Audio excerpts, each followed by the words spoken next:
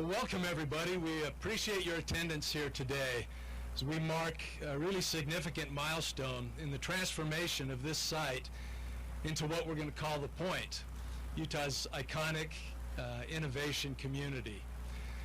And this is an important stage in this process. Today we're going to mark a transition from a visioning stage to a planning stage. I'm Alan Matheson. I'm the Executive Director of the Point of the Mountain State Land Authority. That's the entity created by the legislature to oversee the redevelopment of this site. It's really an honor and privilege to have this responsibility and to work with wonderful people in making it happen. Let me start by recognizing some people here today and ask that they stand. First of all, our Lieutenant Governor, Spencer Cox, who also serves as co-chair of our board. Stuart Adams, the President of the Utah State Senate. And I have to excuse Brad Wilson, the Speaker of the House, who came down with a little stomach bug last night and wasn't able to make it. So we're sorry he's not here. Members of the Point of the Mountain State Land Authority Board, if you'd stand, including Lowry Snow, Representative Lowry Snow, who's also a co-chair of our board. Thanks. We have a number of elected officials here today. State legislators, mayors, city council representatives. Would invite them to stand. Some of you get double duty here, right? Thanks. I see representatives from our transportation agencies, UTA and UDOT, members of our working groups who are here, if anyone's here and would stand. Thank you. We appreciate these members of our community who are helping us work through some of the challenges and figure out how to take advantage of this opportunity. And of course, members of the media, members of the public, we're pleased to have you here. As word of this development has kind of spread around the country, I've been getting calls from people from all backgrounds, and there's a consistent message, and that is, this is one of the best, if not the best, development opportunity in the country over the next few years. People are excited about it. We've got a 700-acre blank canvas, served well by transportation, in the middle of a growing, appealing metropolitan area, and right at the heart of a burgeoning tech sector in Silicon Slopes. We're presented with a remarkable opportunity. Now we need imagination and will equal to that opportunity. And we're going to talk about that today. Again, key time as we move from a visioning stage to a planning stage, and we've got some great folks today to talk about what we're planning to do and the vision for this site. We'll start by hearing from Lieutenant Governor Spencer Cox, then from Utah Senate President Stuart Adams, and then we'll hear from Utah State Representative and co-chair of the board, Lowry Snow. And then I'll announce the rest of the program. So, Lieutenant Governor. Thank you so much, Alan, for your leadership and guidance on this project. Ladies and gentlemen, it's great to be with you today. We're so honored that you would take time out of your busy schedules to join us as we move forward on this incredible and unprecedented opportunity. We feel so fortunate to be able to meet, even though it is under challenging circumstances. The way we are physically distanced from one another speaks to the pandemic that we are facing right now, and the economic struggle that our country and really the entire world is facing. There is good news, though, for Utahns, and there is certainly hope, and this represents a piece of that very fortunate good news.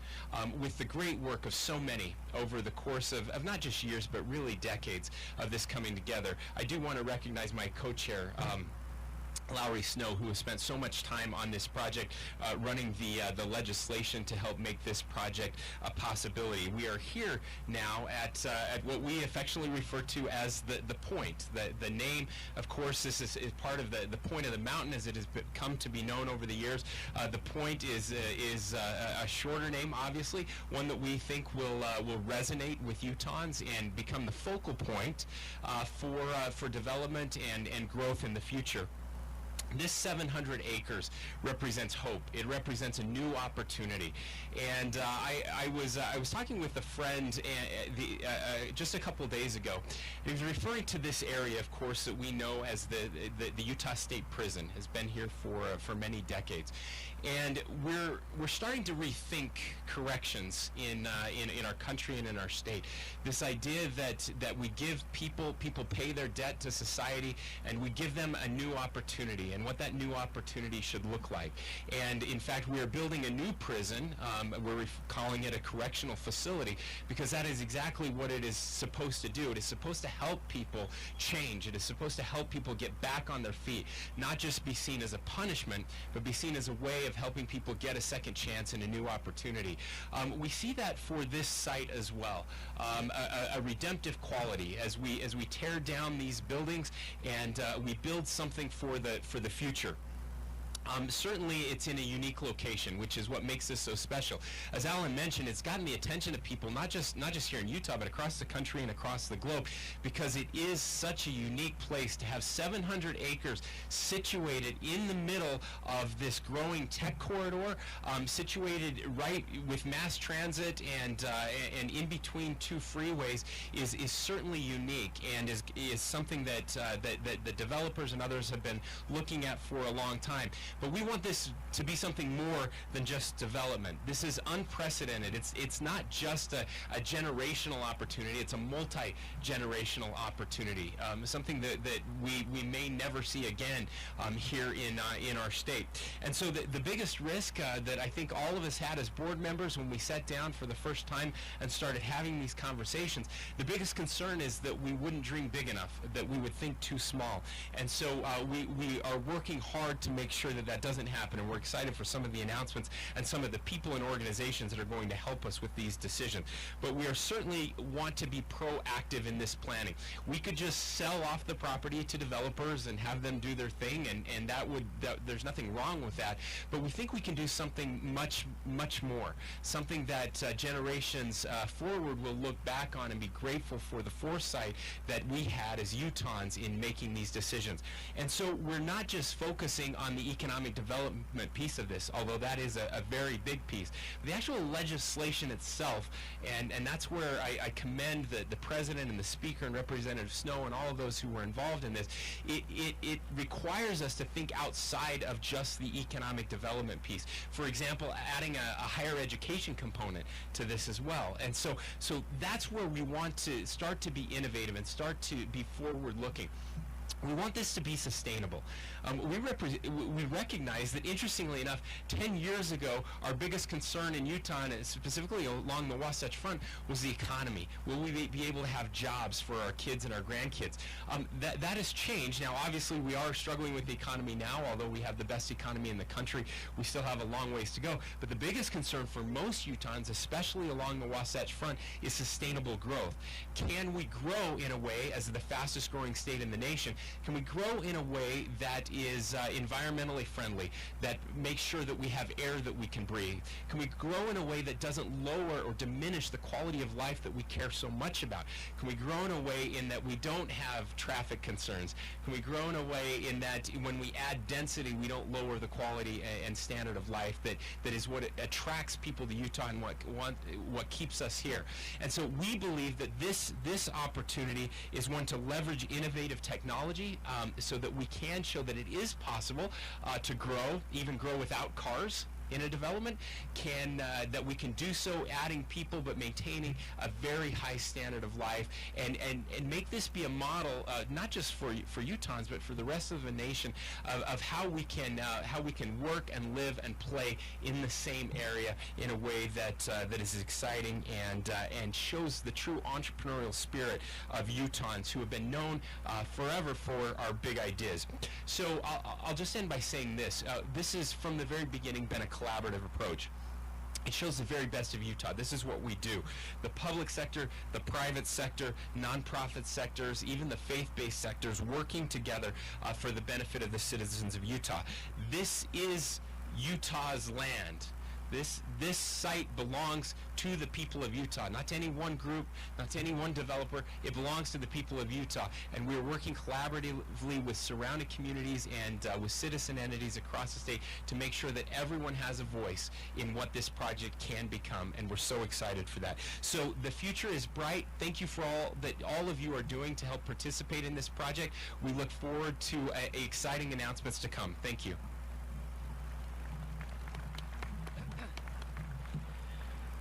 Well, it's great to be with you, and great to be with the Lieutenant Governor.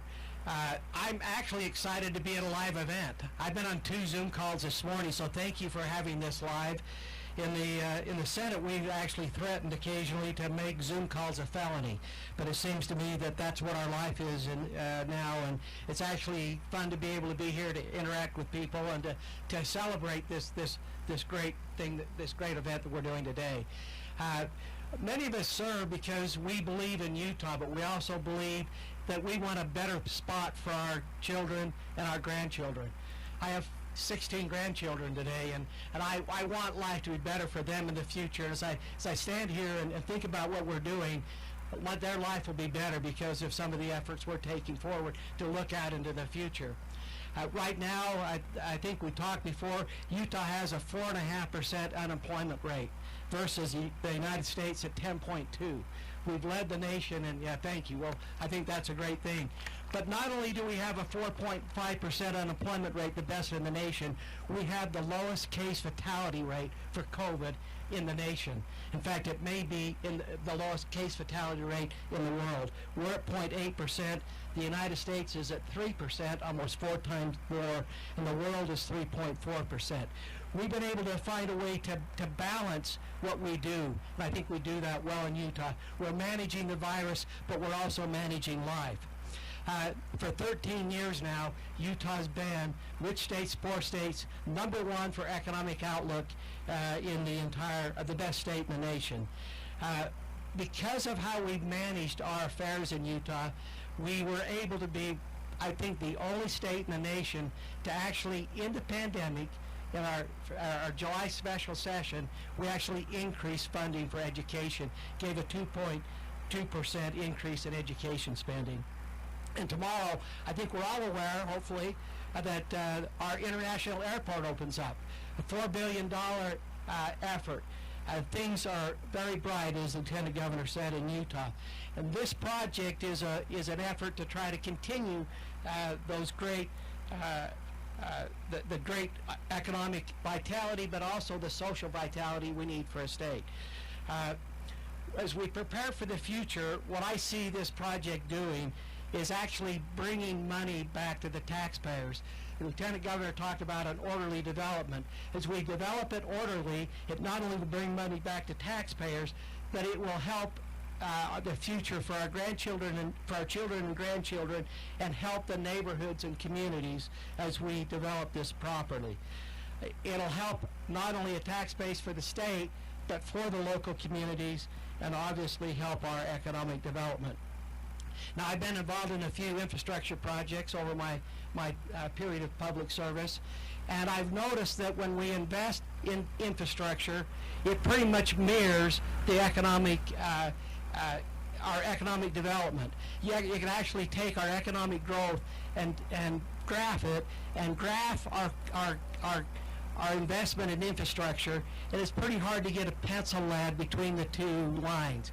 we pretty much mirror our commitment in infrastructure. This project is going to take a lot of infrastructure.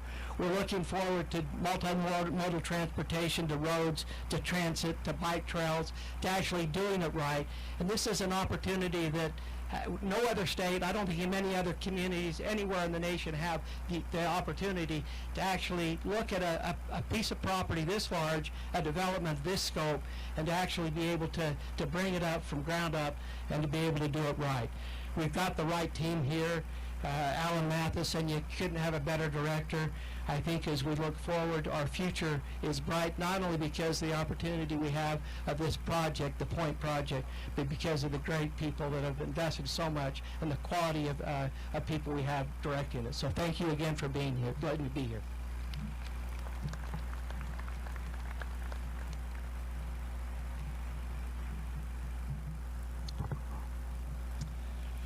First, let me begin by thanking you for being here. Members of the media, guests, leaders. This event today really marks some work that was begun some time ago. I wish our speaker could be here today because he should be given some credit. He was the one, along with a few other folks, that got together and said, this Point of the Mountains area, this area from Sandy south to Lehigh, Draper to Harriman, South Jordan on the west, Bluffdale, that area needs to be studied. It is the epicenter not only of economic growth, but it is the epicenter and will be in the future for, in the near future, for population growth. So it was the speaker who put together legislation. This was about 5 years ago, to study that area, and that legislation was known as the Point of the Mountain Development Commission. It was established. The speaker was the co-chair along with Chris Conaby. They began this study work. One of the first things they did was hire Envision Utah, who came in and helped do a study and helped guide them. About 6 months into that process, Speaker Wilson stepped down because he became majority leader. He tagged me and asked me if I would pick up on that. I told him that I would. I said, I live in southern Utah. He says, I don't care. We'd really like to have you come up and help lead that. So I've been working on that, and that preceded the Point of the Mountain the Point of the Mountain State Land Authority, which is all about the 700 acres, which is all about the Point announcement today. But one of the things I'd like to do, just to give you some context, going back to the work that we did, Point of the Mountain Development Commission, Envision Utah helped us submit or develop 3 different reports. And in that process, leading up to those 3 reports, was undertaken a very comprehensive study collecting input from all of the stakeholders within this region that I've described. And those stakeholders included employers, employees, leaders of local communities, and right down to the grassroots, to the people who lived and worked in this area. Thousands of people had input into that process. I won't go all the way through the 3-phase study, but there were 2 or 3 things that really struck me as we got to the end of our work that I think are worth conveying to you and laying a foundation for the work now of the Point development. First of all, as I said, Utah County and Salt Lake County are going to be impacted the greatest with population growth, and in some ways Utah County more, and not in some ways, Utah County is going to have more population growth than Salt Lake County. When you look at those numbers, you have to deal with transportation. That's going to be a big challenge going forward. 20,000 acres within that scope area that we studied are yet to be developed. One way or another, that property will be developed. It will either be developed pursuant to a plan, or it will be developed according to the market. And the last thing that really struck me was the analysis that we did is what's at stake when we develop it properly versus when we don't. And the reality is there is a lot. There is approximately 150,000 good-paying jobs at stake, significant amounts of revenue for the state in taxes that will help education and other services, significant amount of revenue that will go to local governments that will help us in the transportation issue. The 700 acres that we're part of today, sitting here as part of today, was always keyed in that study as being a primary element to the success of this area development. And it was because of that discussion that we ran legislation then establishing the Point of the Mountain State Land Authority to oversee development of this very sensitive site. So I'm not going to add a lot to what's been said here today, but I would like to leave you with this. It's been a real honor to co-chair the Development Commission, and I'd like the Lieutenant Governor to know it's been a real honor to co-chair the State Land Authority with him as well. I would also like the members of the board that make up the Land Authority to know that their contribution is greatly appreciated. When you look at the makeup of the Land Authority, it's significant and provides the leadership that we're going to need to make sure that this property is properly planned and developed. So here are our guiding principles, at least as far as I believe in helping to lead this body and helping to lead this point development. First is the recognition that every Utahn is a stakeholder. That's already been mentioned. That's especially important to me as a citizen in southern Utah, a recognition that my neighbors there and in southeast Utah and elsewhere are just as much a part of this as the people that reside in this area in terms of looking for value. And as we keep that in mind and keep the public interests at stake and in mind, I think we'll be better served. The second guiding principle is the importance of having and maintaining a vision of the future. When we look at this site and we look at the challenge of developing it, we can't look at it from what it's going to look like 5 years from now, even 10 years from now.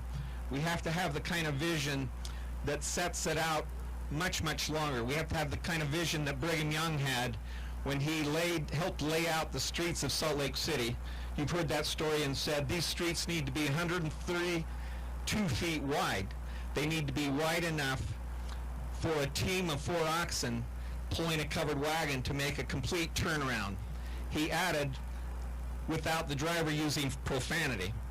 So our challenge here is to develop something that provides a place to live, work, and even for entertainment and recreation, not just for what it will look like 5 years from now, but potentially in the future. When we talk about the future, we talk about transportation, we're not just talking about ground transportation, but I was reading a study the other day about the prospects of unmanned, essentially driverless Uber air vehicles, airplanes. And that's not that far off, working very much like an Uber that picks you up in an auto. And the third operating principle is that we need to, as a board, operate with transparency and integrity. I truly take my responsibility serious in terms of being a representative of all the state and all of the people that live in the state, and I'm very much aware that there can't be accountability without having transparency. So thank you very much for being here. Thank you for your support, and for all those who have contributed your leadership and your support, deeply appreciate it. Thank you.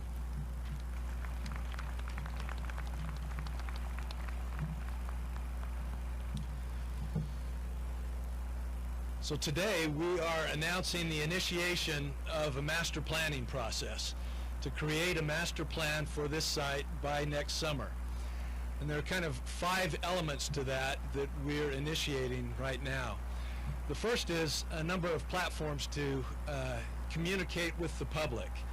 So we're launching our website, thepointutah.org, along with a number of social media platforms. We'll be submitting regular newsletters to the public. Our meetings open to all. As Representative Snow said, transparency is a big deal here.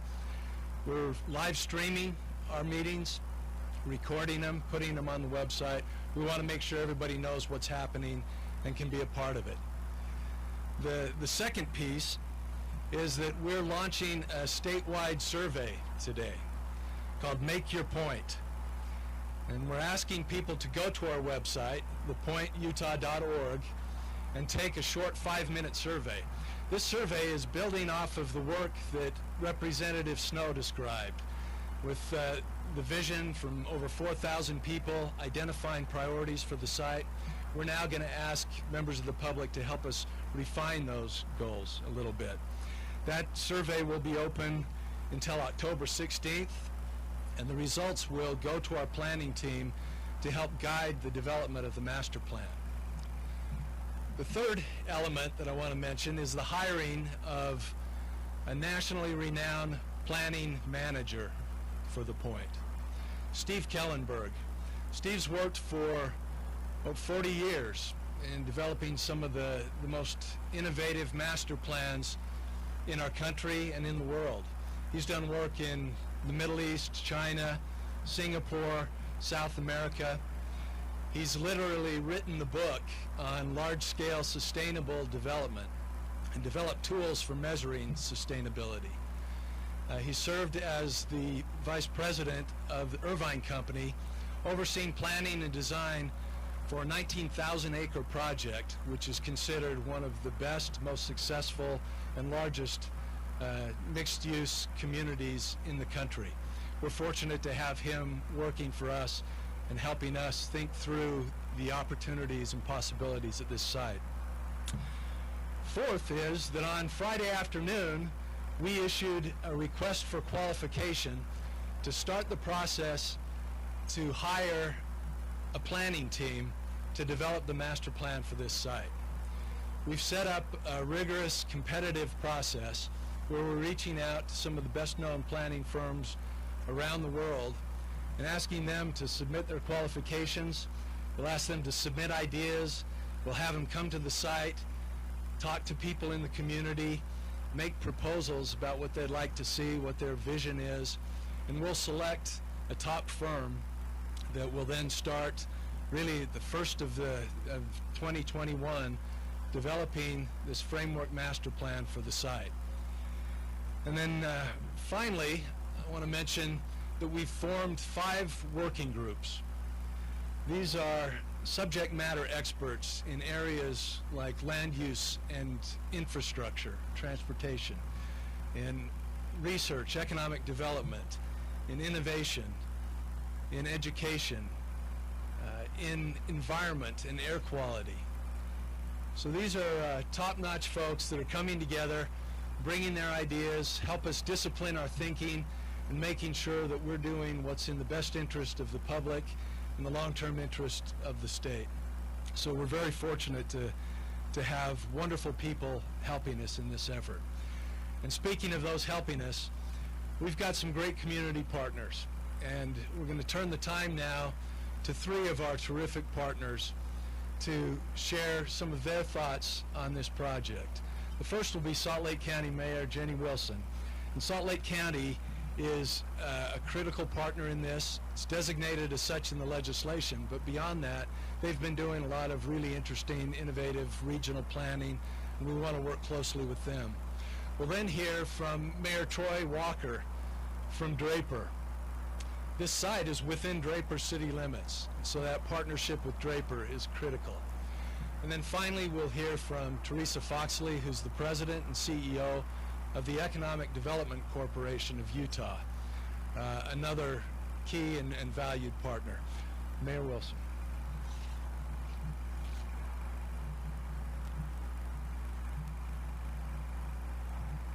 Well, thank you. It is great to be with you, and I want to echo the comments made that it is wonderful to be here in person on this beautiful day.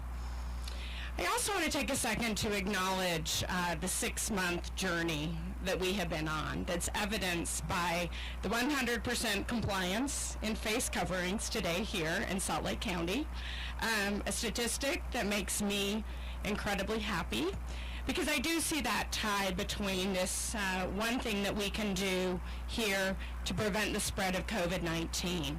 And you know, I've been working around the clock with my staff over the weekend on a report that Salt Lake County will roll out tomorrow to kind of show where we've been these past 6 months. And the good news is, as was mentioned earlier, our economy is hanging in there. We're doing pretty well. with many of our sectors. And we're seeing, unfortunately, big impacts in our hospitality community. We're seeing impacts with our visitors. We know that. We're also preparing Salt Lake County to work with the state and others to bounce back quickly. And as was mentioned, the opening of our glorious, wonderful, beautiful, functional new airport this week is evidence of how quickly we will be able to bounce back in those sectors. I have to say, though, any one business that's struggling, any one life lost is one too many. And we will continue at Salt Lake County to mitigate every health challenge in front of us, every economic challenge, and I do so appreciate the partnership we have with the state and with our respective communities. I look out on the audience right now, I see mayors, I see county council members, I see association heads, I see state partners through our associations, I see the media. Each one of us has had a personal journey. We've had a professional journey, and our strength, our economic strength, is due to that commitment and diversity. But we're also moms, dads. Some of us, are probably facing some tough things when a loved one goes out the door to work in a hospital right now, or is on the front lines of fighting COVID, and I want to acknowledge that. We are an amazing community. Our 6-month journey is real. It matters to us. It will matter in the weeks and years to come. So now I want to talk about our 6-year journey and our 60-year journey and where we've come in this valley to be where we are today. I mean, as a child, I would, I had the chance to go around our community when this was farmland. Well, this was a prison site in my childhood, but farmland and small communities, and I look at the depth in these office buildings and what we have become. And it's been mentioned by Alan and others, our growth is immense.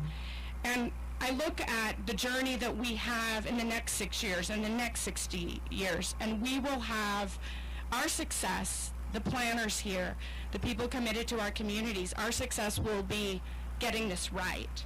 And that means community engagement, and I'm thrilled that Alan and team and the committees have done such a good job at creating a platform for community engagement so we can get this right. I also want to share that my sister lives in LA, love visiting her, but you can't move around that community.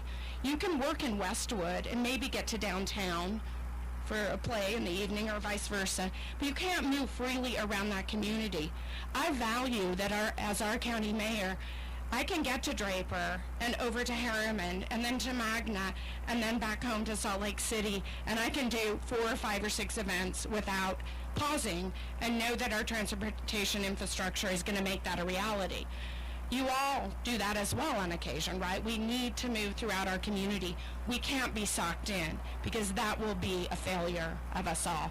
So I challenge us to pay attention to the transportation needs. I know that's a priority of everyone here, UTA, the state, etc. And this development will benefit the entire community. Our land use choices are linked to our economic progress. And right now, with our fast growth, I urge caution. I urge deliberation. I urge even delay if that's what's necessary to get this right, because it's really critical. And before I close, I want to thank my partners, the other mayors and council members here, as we look towards regional success. I want to thank Mayor Walker. He and I together have prioritized trail development and his predecessors before him and my predecessors prior as well. Trail development, community programs. We have a brand new rec center there that isn't getting as much love as I would have liked this summer, but we're still finding a way to do it. And other mayors, we're looking for the amenities in your communities that matter. So it isn't just about bottom line economy, it's about quality of life. And that's really been critical to me as your mayor, and I'll continue to prioritize those partnerships, and very, very excited about the point and excited for the planning and the steps to come. Thank you.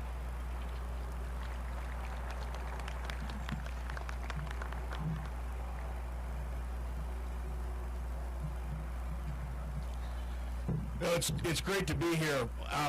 When my wife heard I was going to speak, she said, "Get to the point." Come on, that was good. I've been wanting to say that all day. I really appreciate the opportunity to be standing here with the kickoff of this great event. First of all, I want to do a shout out, if I could. We've got some of our Department of Corrections officers standing behind us, and you know, you drive by this place on the freeway, and most of the time you don't even think about it. But these folks, these corrections folks, they do real work.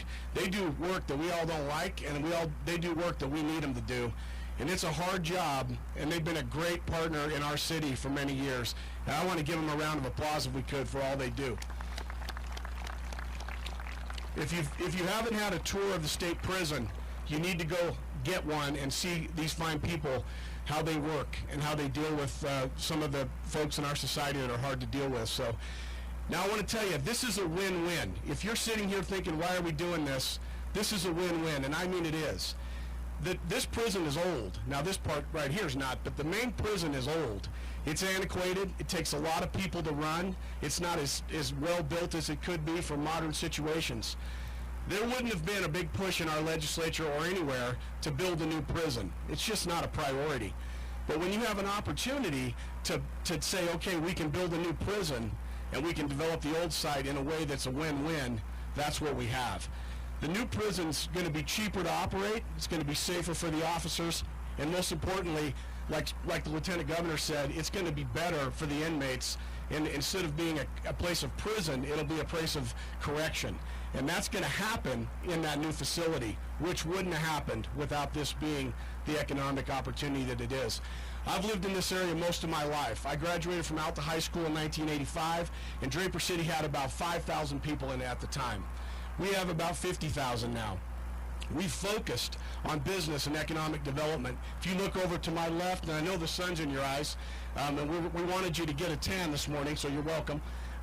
You can see Pluralsight, brand new world headquarters building, 3,000 employees coming online eventually at Pluralsight. In addition to that, you look across and you see that great Corner Canyon area, like Mayor Wilson said. Almost 5,000 acres of open space. Did you know Salt Lake County holds a conservation easement on our open space? They've been a great partner.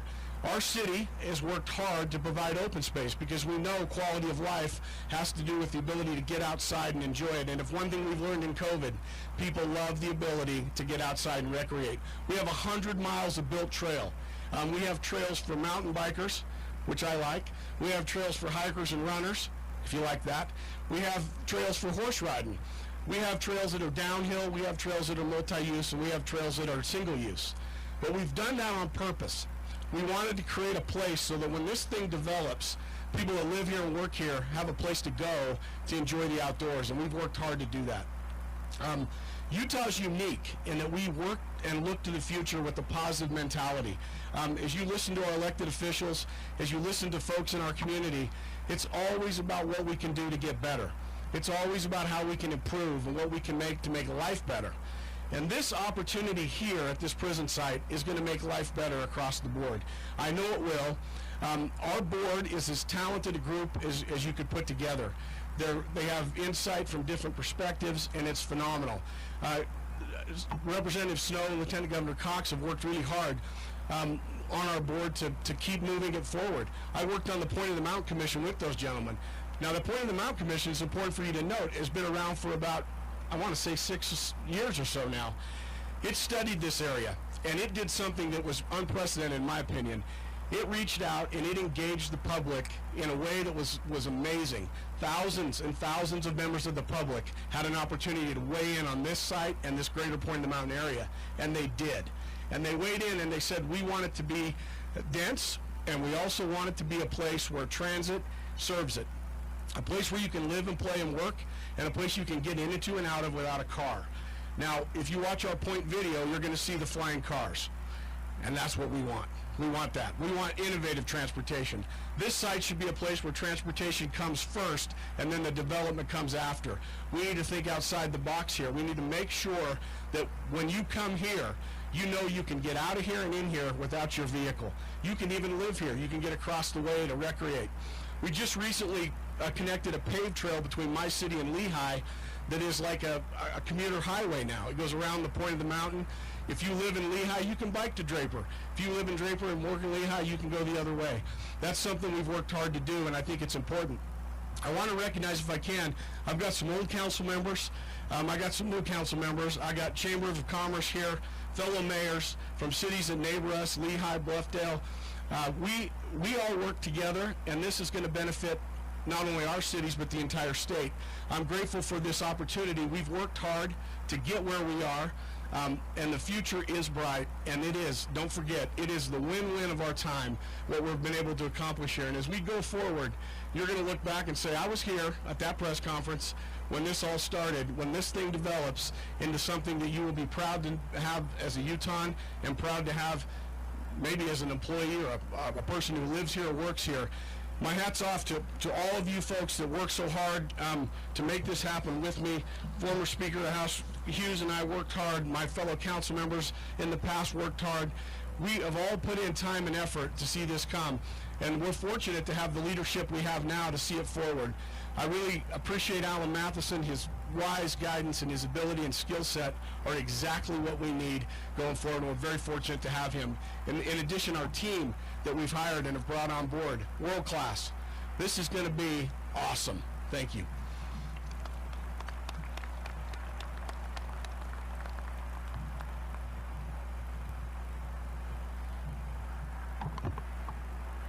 Well, thank you so much, Mayor, and I likewise am absolutely honored to be here this morning amongst so many elected officials who I know are working so hard on behalf of our community, and with friends and colleagues who really care about the future of this area and who care about the future of the state.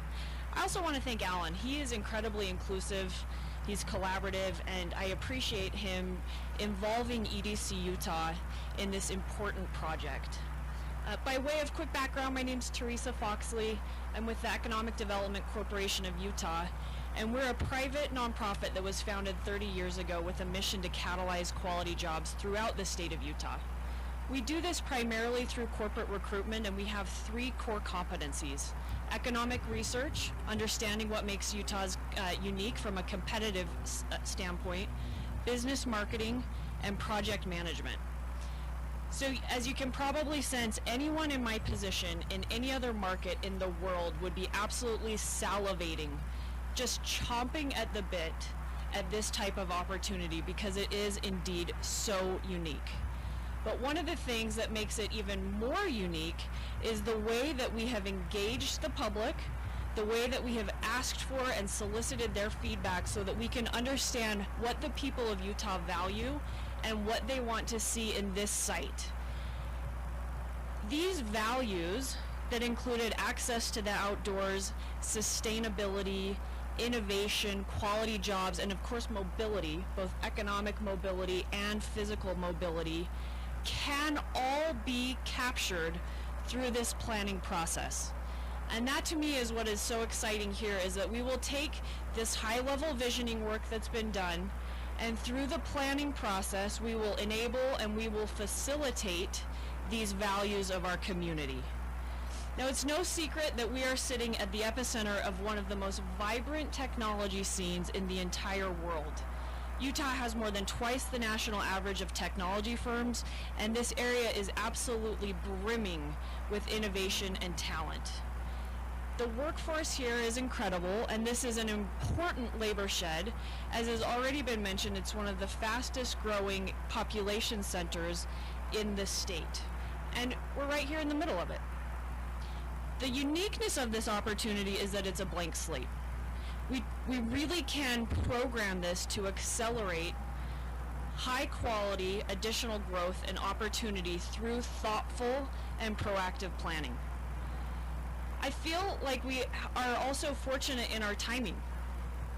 It's been alluded to that we are of course going through an extremely challenging time as a country, as a global community through COVID-19, but to be embarking on this planning process in the midst of COVID-19, where we now know that certain economic trends will be accelerated, new trends will be introduced, and we can take these lessons that we're learning through COVID-19 and build them into this plan for the future is really it's a silver lining of this.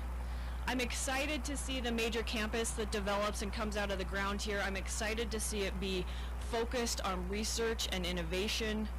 I'm excited to have it be environmentally sustainable and a job center that, again, allows people to access, to live here, to work here, to entertain here, and to access our beautiful outdoor recreation opportunities that make us one of the most interesting and unique communities in the country.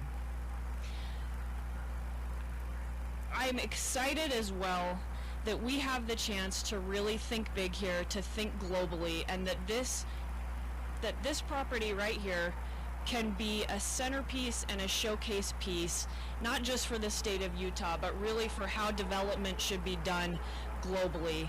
And I have every confidence that all of you and the individuals on the team that Alan is building will make that happen. So thank you very much.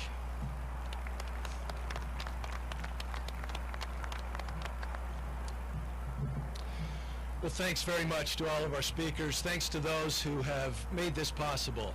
X Factor Communications put a lot of work into this. Draper City has provided the stand and chairs and other things. The Department of Corrections has been a terrific partner in helping to get this organized, but also helping with the transition.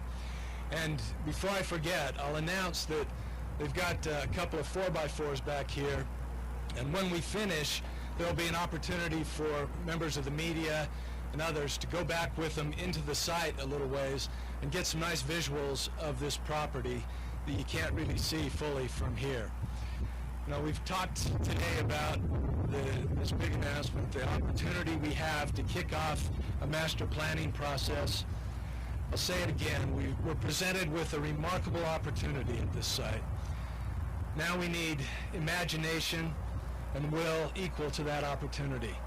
You can look around and you can imagine what this can be. You can see the views of the Wasatch and the Oakers. You can see how it's connected with transportation.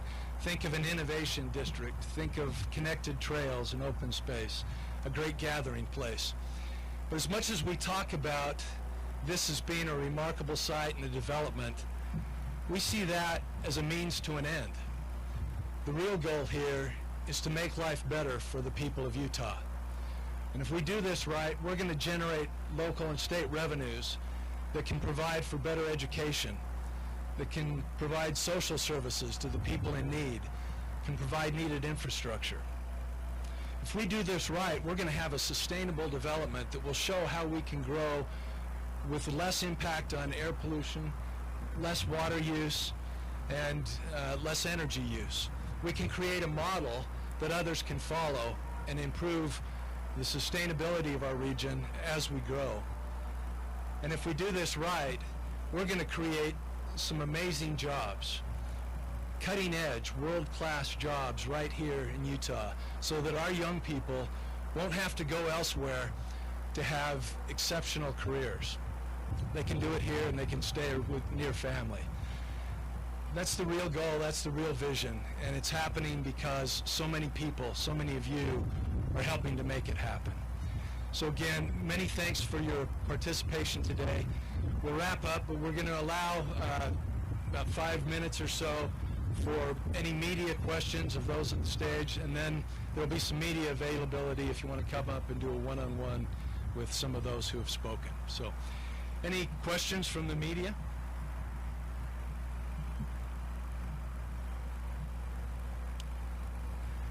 So merciful. Thank you. All right, well, if you want to come up and speak with anybody individually, you're welcome to do so. Again, there will be an opportunity to look into the site a little bit and get some nice visuals there. Thanks again so much for being here.